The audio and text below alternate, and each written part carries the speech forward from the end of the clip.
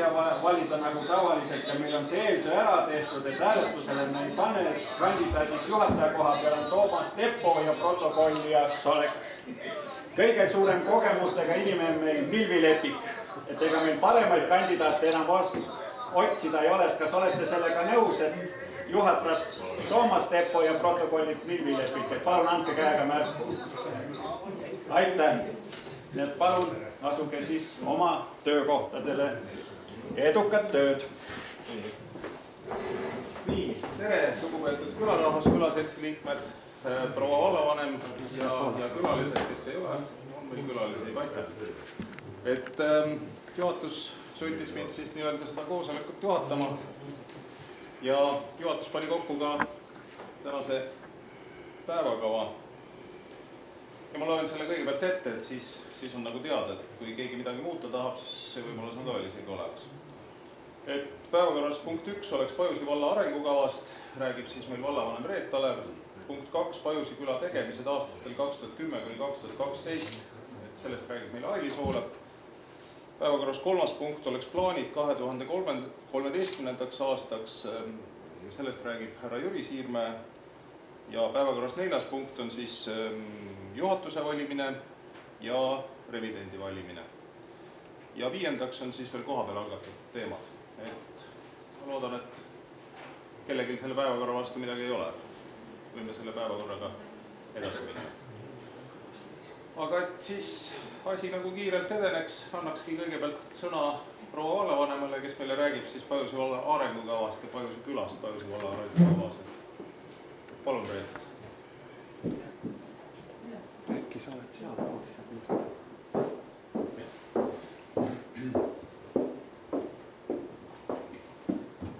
Tere teile. Siin on nagu TV1 ja TV2 ja TV5 ja Kroonika. elu on hirmus. Mul paluti täna rääkida Pajusi valla arengukavast. Öeldi, et maja on nii puupesti rahvast täis, et pilte seina peale näidata ei saa. See on nii-öelda selge lugu, et teil on endal siin neid pildimehi nii palju, et ega neid minu ähmasid pilte ei saagi sealt seina peale enam näidata. See selleks. Aga katsun nüüd paberist kinni olla ja et mitte faktides eksida ja minna teema juurde, teemaste süviti sisse. Kui on küsimusi, siis küsige kohe, muidu läheb pärast meelest ära ja võib-olla mingid teemad, millest jääb mul rääkimata, siis me võiksime neist ka edasi rääkida, kas või pärast vabas vestlusest.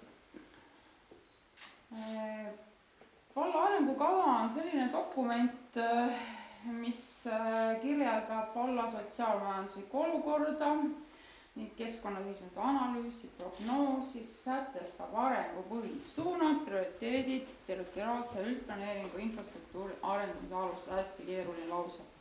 Ühesõnaga, arengukava on dokument, mis on volikogu poolt vastu võetud. Siin on hetkeolukorra kirjeldus, on plaanid, probleemid välja toodud ja plaanid, kuidas nendele probleemidele lahendus saada. Dokument on kõigile avalikult valla veebilehel, ma arvan, et te valla veebilehte ka teinekord külastate. Sealt võib midagi teinekord huvitavat leida, et kui muud huvi pakkuvat ei ole, siis vähemalt toimuvate ürituste kohta info on selline, mis on pidevalt täiendamisel muutmisel. Ja see arengukava on hetkel perioodini 2031.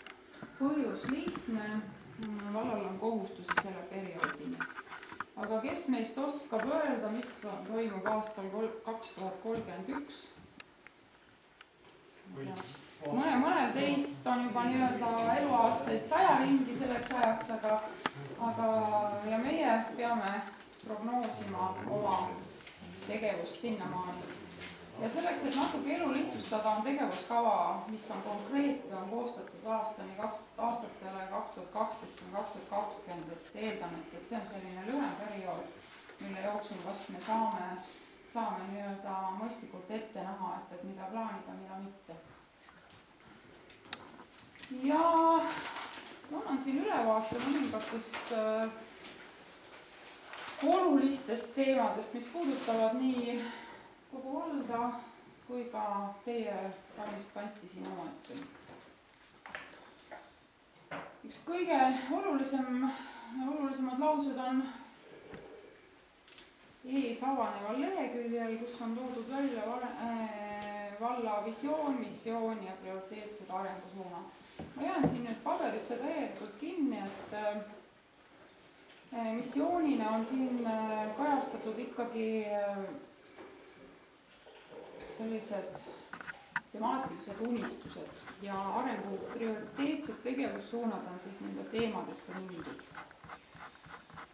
Missioonina, ma arvan, et keegi vast ei vaidle sellele vastu, et Pajusi vald on iseseisev omavalitsusüksus ning elanikele, ettevõtjatele ja külalistele on tagatud turvaline ja puhas elu- ja looduskeskkond, tagatud looduskeskkonna ja loodusvarade säästlik kasutamine, mis kindlustab inimestele puhta elukeskkonna ja vajalikud loodusressursid majanduse arenguks, kahjustamata seejuures oluliselt looduskeskkonda ning säilitades loodusliku mitmekesisuse.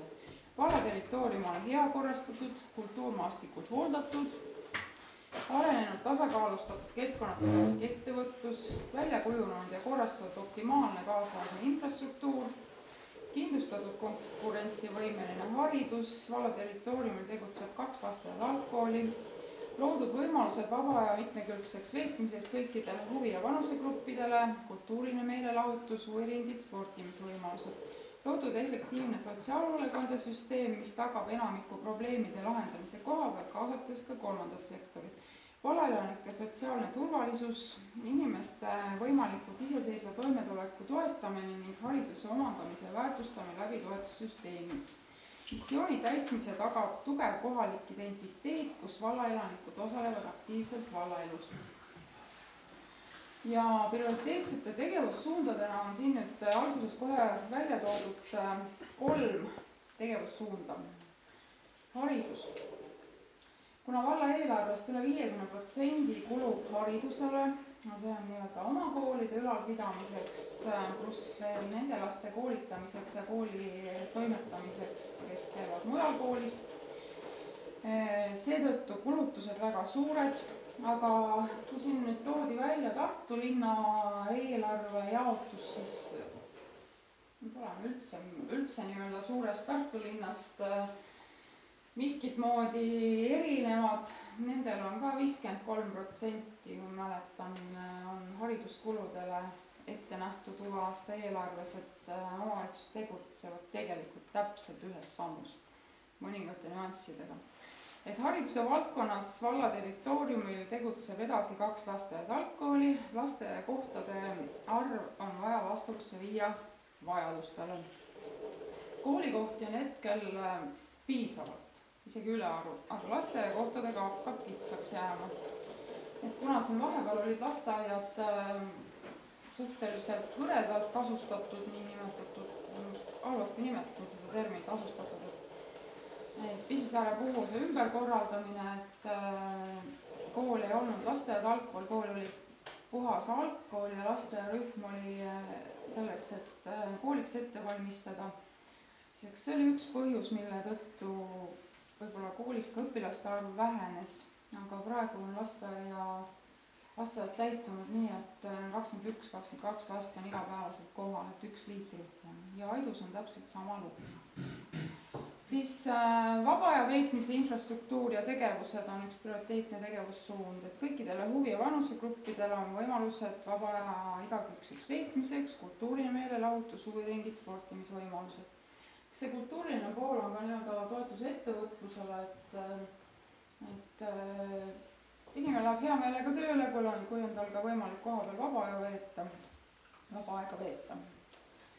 Ja tehniline infrastruktuur. Et siin on esmajärjekorras on need maa alla minevad tegevused, et torud ja puhastusseadmed, pluss siis mingis osas ka teid, tänavavalgustust. Et need on valdkonnad, millega me palju tegeleme ja eks selle kaevamisega, torude rekonstrueerimisprojektiga nüüd puutute lähima aasta pooleteise jooksul tõsiselt kokku, et praegu alustati Pisisaares. Palju tuleb sealt välja vedada, mis määrib teed ära ja on suured masinad pidevalt liikumas, et tööd on palju, aga loodame, et kui siiamaani need joogiveed on enam-vähem korda saanud, aga et torustikud saaksid korda nii puhasvesi kui reovesi ja puhastusseadmed, siis ma arvan, et looduse suhtes oleme suht sõbralikud. Arengukavas on kõikvõimalikke valdkondi, mis on siin kajastatud. Tooksin siin mõningaid fakte. Elanike arv. Kui siin ees on praegu